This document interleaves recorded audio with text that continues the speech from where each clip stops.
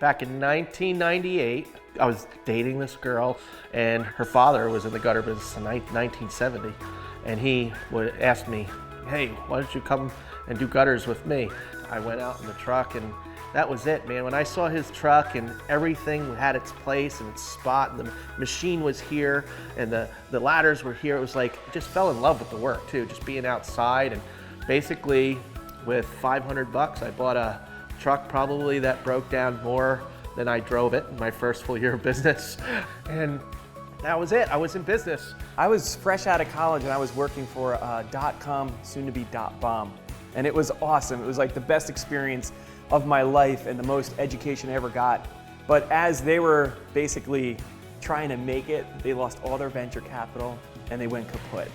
And my brother, he started a business, and it was just Ken doing gutters. And I would work for him on the weekends because I needed extra money because I was working for free basically.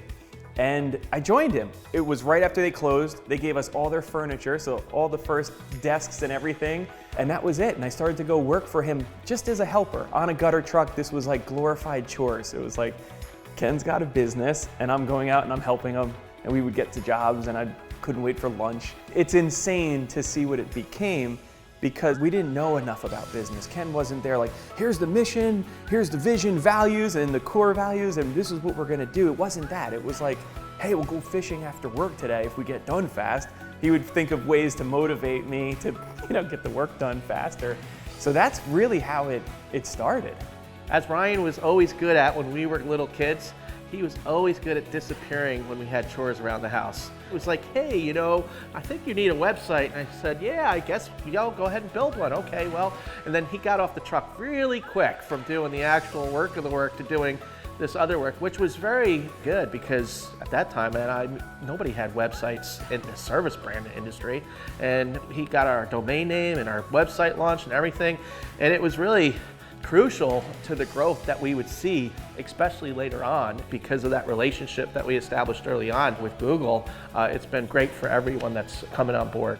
And what was really cool is I got to act in my gifts: graphic design, systems, developing job forms, all that really cool stuff I got to do, and he let me do all that, and it was evolving, and we were making money, and then the recession hit.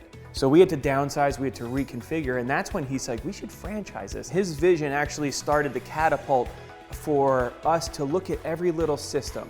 How do we systematize our training?